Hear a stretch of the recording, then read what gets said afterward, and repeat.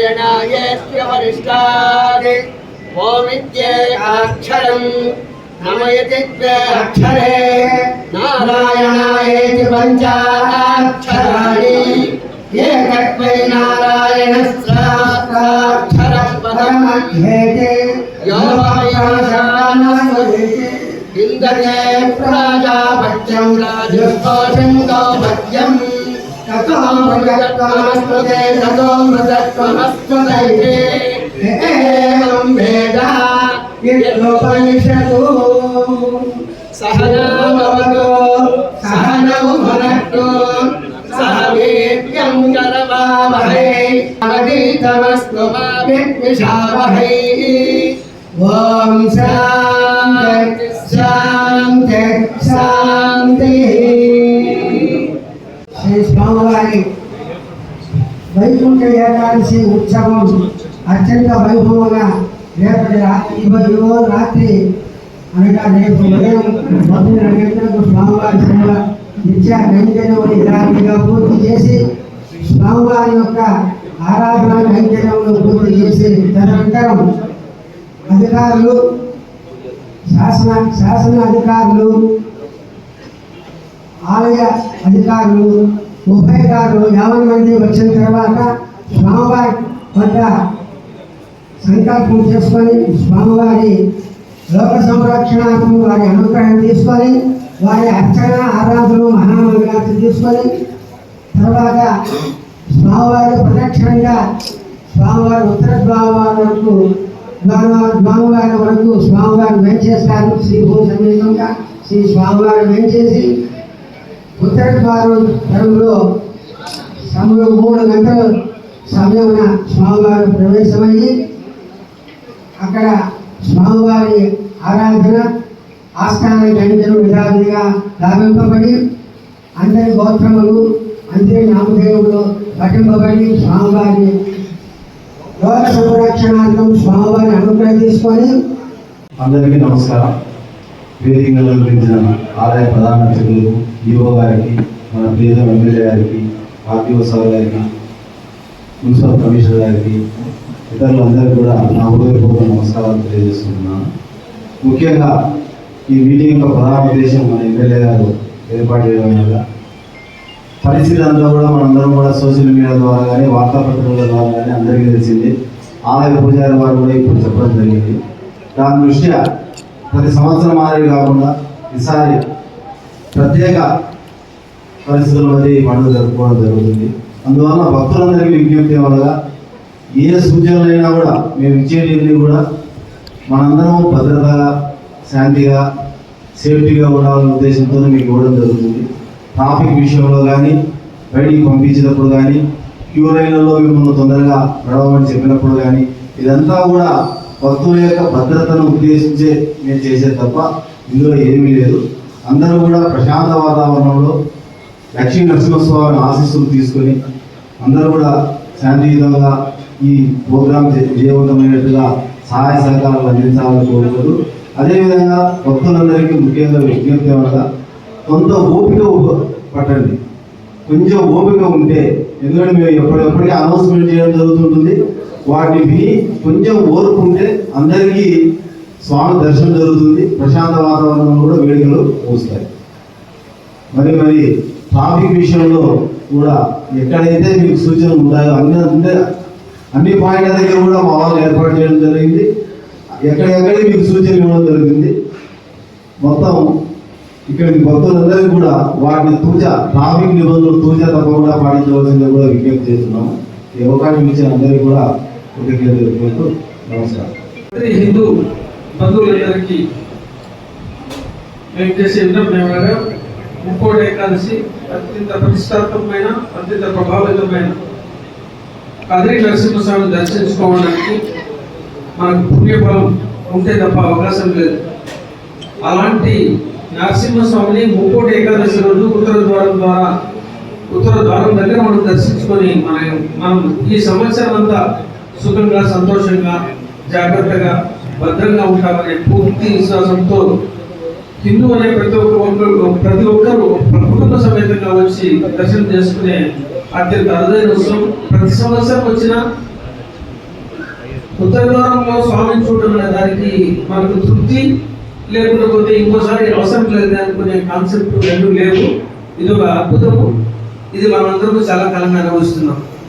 కానీ ప్రజా బాహుళ్యం అంటే పాపులేషన్ పెరిగిపోవడంతో, భక్తుల సంఖ్య పెరిగిపోవడంతో రకరకాల మూవ్మెంట్ రెస్ట్రిక్షన్స్ అనేవి ఉంటున్నాయి. కానీ ఇక్కడ విచిత్రం ఏంటంటే 10 రోజులైనా తిరుమలలో జరుగుతుంది, 3 రోజులైనా కదిలో జరుగుతుంది.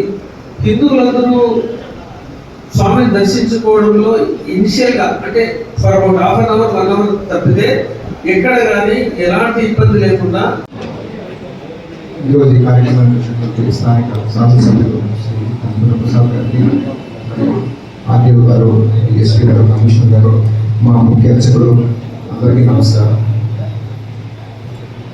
రేపు జరగబో వైకుంఠ ఏకాదశికి దాదాపు అన్ని ఏర్పాట్లు పూర్తిగా అవసరం ఉన్నాయి. ఈ సందర్భంగా విజ్ఞప్తి చేయడం ఏంటంటే, దేవాలయం నుంచి భక్తులకు ఎటువంటి ఇబ్బందులు కలగకుండా క్యూ లైన్స్ ఏర్పాటు చేయడం కానీ, అలాగే మంచినీటి వసతి, అందరికీ కూడా ఉచిత ప్రసాదం ఏర్పాటు చేయడము, ఎటువంటి ఇబ్బంది లేకుండా దర్శనానికి కూడా పోలీస్ వారి సహాయంతో అన్ని ఏర్పాట్లు చేయడం జరిగింది. అలాగే మున్సిపాలిటీ వారు కూడా ఈ మాడవీధులు మరియు ప్రసాదం డిస్ట్రిబ్యూట్ చేసే దగ్గర పూర్తిగా ఆక్సిజన్ గురించి ప్రత్యేక శ్రద్ధ వహించి అన్ని ఏర్పాట్లు చేస్తూ ఉన్నారు.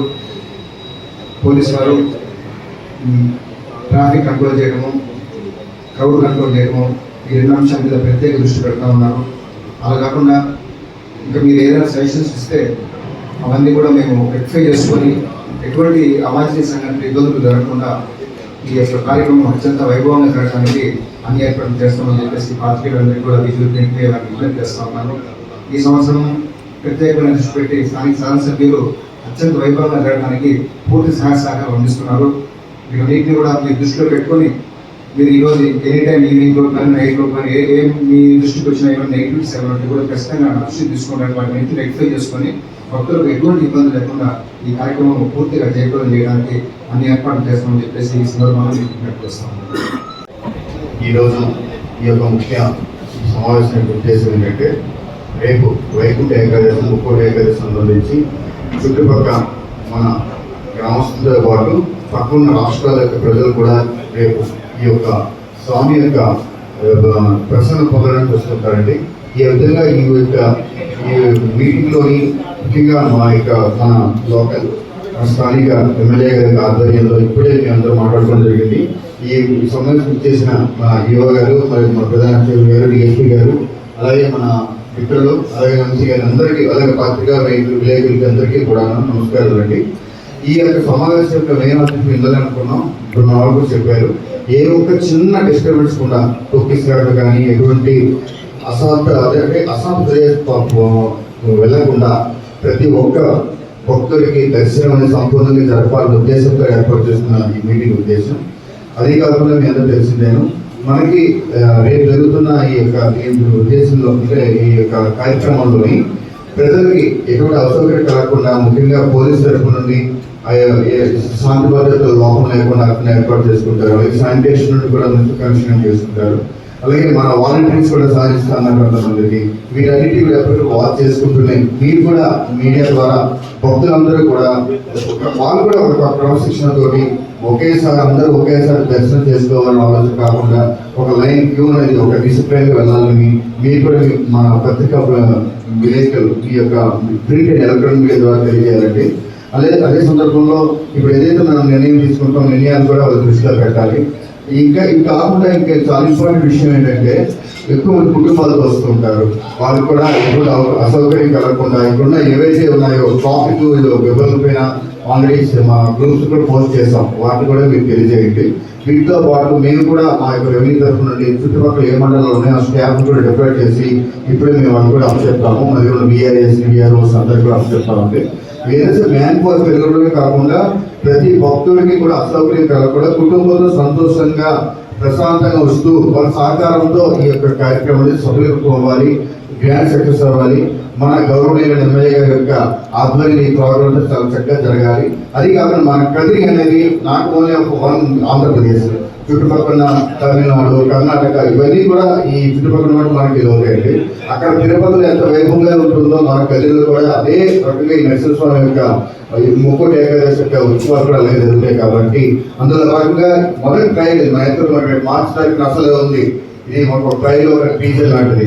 సో దీన్ని మనం చాలా సక్సెస్ఫుల్ గా చేయాలని ఎంత తరఫున మా యొక్క టీమ్ తరఫున ఎంత కోరుకుంటున్నాండి. నమస్తే. అత్యవసరంగా రేపటి ముక్కోటి ఏకాదశిని నిర్దేశించి ఏర్పాటు చేసినటువంటి ఈ కార్యక్రమానికి హాజరైనటువంటి కదిరి నియోజకవర్గ రెవెన్యూ డివిజన్ అధికార యంత్రాంగానికి, అదేవిధంగా పాత్రికేయ మిత్రులకి, వచ్చేసినటువంటి ప్రముఖులకి పేరు పేరున నమస్కారాలు. నిన్నటి రోజున తిరుపతిలో జరిగినటువంటి ఘటన ఒక దురదృష్టకరమైనటువంటి ఘటన. దీనికి పూర్తిగా అందరూ కూడా చింతిస్తూ ఉన్నాం. ఇది ఒక రకంగా మాకందరికి కూడా మేల్కొలుపుగా ఆలోచన చేసి ఈ రోజున అత్యవసర సమావేశం నిర్వహిస్తూ ఉన్నాం. ఎందుకంటే పెద్ద ఎత్తున భక్తాదులు ఇచ్చేసేటువంటి పరిస్థితి. ఇందాక యువ గారితో పెట్టి గత వైకుంఠ ఏకాదశికి ఎంతమంది వచ్చున్నారంటే 60 నుంచి 80 వేల మంది సంఖ్య చెప్తా ఉన్నారు. బహుశా అది పెరగచ్చు, తగ్గచ్చు, కానీ 1 లక్ష పోవచ్చు, లేదంటే 50,000 రావచ్చు, లేదా 40,000 రావచ్చు, లేదా 30,000. బట్ వేల సంఖ్యలో అయితే వస్తున్నారు. అది ఒకవేళ లక్ష సంఖ్యకి ఏరితే మాత్రం ఇబ్బందికరమైనటువంటి పరిస్థితి ఉంటాయి. దానికి తగినటువంటి ఏర్పాట్లు చేసుకోవాలా. అందులో నిన్నటి జరిగినటువంటి సంఘటన మా అందరికీ మరింత బాధ్యత పెంచింది. అంతేకాకుండా ప్రజలను కూడా విజ్ఞప్తి చేయాలా. మా వంతు బాధ్యతగా మేము ఒక అత్యవసర సమావేశం ఏర్పరచుకొని ఏర్పాట్ల విషయంలో కావచ్చు, మీ భద్రత విషయంలో, ప్రజల భద్రత విషయంలో కావచ్చు, మరింత స్పృహతో పనిచేయాలనే ఆలోచన మేము వచ్చున్నాం. అంతే స్థాయిలో ప్రజలకు కూడా, వచ్చేటువంటి భక్తాదులకు కూడా విజ్ఞప్తి చేస్తున్నాం. ఈ కార్యక్రమాలన్నీ ఒక ధార్మిక కార్యక్రమాలు, ఒక నమ్మకంతో మనం అందరం కూడా ఈ కార్యక్రమాలు నిర్వహిస్తూ ఉంటాం. ఇవన్నీ కూడా గ్రామోత్సవాలు ఏ ఒక్కరితో కాదు, నాదో, డిఎస్పీ గారితో, ఈఓ గారితో, లేదంటే అర్చకులతో, ఎవరికొక్కరికి పరిమితమైనది కాదు. మనందరి బాధ్యత, మన అందరి కర్తవ్యం కిందనే ఈ కార్యక్రమాలు చేస్తాము. ఇది ఒక ధర్మం కింద మనం అందరూ కూడా ఆచరిస్తూ ఉంటాం. ఈ ఆచరించేటువంటి క్రమంలో మనందరికీ కూడా ఒక నమ్మకం ఉంటుంది. ఆ భగవంతుడిని పలానా సమయానికి, పలానా రోజున మనం దర్శించుకుంటే మన జీవితాల్లో అందరికీ కూడా మంచి జరుగుతుంది. ఇటువంటి మంచి జరిగేటువంటి సమయంలో మరింత బాధ్యతగా మెలగాల్సినటువంటి అవసరం మనందరి మీద ఉందని చెప్పేసి కూడా మీకు గుర్తు చేస్తాం. చిన్న చిన్న సంఘటనలు జరగడానికి కారణం ఏమంటే మానవ తప్పిదాలు. మన మీద మనకు కంట్రోల్ లేకపోవడం, ఏదో తొందరపాట్లో మనం చేసేటువంటి కార్యక్రమాల వల్లనే ఇటువంటి అనుకోని సంఘటనలు జరుగుతాయి. దాని బాధ్యత ఎవరినో ఒకరిని చేస్తాం. ఇది మంచిది కాదు. ఇటువంటి మాప్ సైకాలజీతో జరిగేటువంటి ఘటనలకు ప్రతి ఒక్కరూ బాధ్యత వహించాల్సినటువంటి అవసరాలు ఉంటాయి. కాబట్టి మిమ్మల్ని అందరినీ విజ్ఞప్తి చేస్తాను. మా వంతుగా మేము అప్రమత్తంగా ఉంటున్నాం. మీకు కావలసినటువంటి దర్శనం ఏదైతే, మీకు దర్శన భాగ్యం అనేది సంతోషంగా మీరందరూ కూడా కుటుంబ సమేతంగా వచ్చేసి మళ్ళీ దర్శనానంతరం కూడా ఇక్కడ నుంచి మీ సంతోషం కానీ, మీ నమ్మకం కానీ రెట్టింపు అయ్యే విధంగానే మేము మిమ్మల్ని ఇంటికి చేర్చాలనే ఆలోచనతో పనిచేస్తున్నాం. అంతే స్థాయిలో మీకు కూడా ఒక బాధ్యత ఉంది, సహకరించాల్సినటువంటి బాధ్యత ఉంది. చిన్న చిన్న సంఘటనకు ఎవరో ఒకరు ఇద్దరు ఆకతాయిలు ఉంటారు, లేదంటే కొద్దిగా పోపడే వాళ్ళు ఉంటారు, సహనం తక్కువ ఉండేటువంటి వాళ్ళు ఉంటారు. అటువంటి వాళ్ళు ఏదైనా చిన్న చిన్న తోసుకోకూడదు అని చెప్తున్నారు, కానీ తోసుకోకుండా తిరణాలు జరగదు, శబ్దం లేకుండా తిరణాలు జరగదు, చెత్త వేయకుండా తిరణాలు జరగదు, అదే రకంగా కార్యక్రమాలు జరగవు. ఇంత పెద్ద సంఖ్యతో జరిగేస్తాం. ఇవన్నీ ఉంటాయి, ఒక భాగం. వాటన్నిటినీ కంట్రోల్గా చేయడానికి, మీకు అసౌకర్యం కలగకుండా ఉండడానికి మేమందరం కలిసి పనిచేస్తాం. మీ వంతుగా మీరు చేయాల్సినటువంటి బాధ్యత ఏమంటే మాతో సహకరించమని చెప్పేసి ఎవరికి కూడా, పోలీసు వారికి కూడా చెప్తున్నారు, మీరు టఫ్గా ఉండండి, కానీ హార్ష్గా పోవద్దండి, వాళ్ళతో ఫ్రెండ్లీగా ఉండండి. ఎక్కడైనా కూడా మీకు కూడా రోజంతా నిలబడి రకరకాలుగా మిమ్మల్ని ఇబ్బంది పెడుతూ ఉంటారు, ఆలయ సిబ్బందిని ఇబ్బంది పెడుతూ ఉంటారు, అసౌకర్యానికి గురి చేస్తూ ఉంటారు. ఒకరిద్దరు సహనం కోల్పోవద్దండి. కొద్దిగా ఒక రోజు ఒక 24 గంటల పాటు అందరూ సహనం పాటించినా, సంయమనం పాటించినా సంతోషంగా ఈ కార్యక్రమం పూర్తవుతుంది, సజావుగా ఈ కార్యక్రమం పూర్తవుతుందని చెప్పేసి మీ అందరినీ కూడా విజ్ఞప్తి చేస్తాను. అందుకని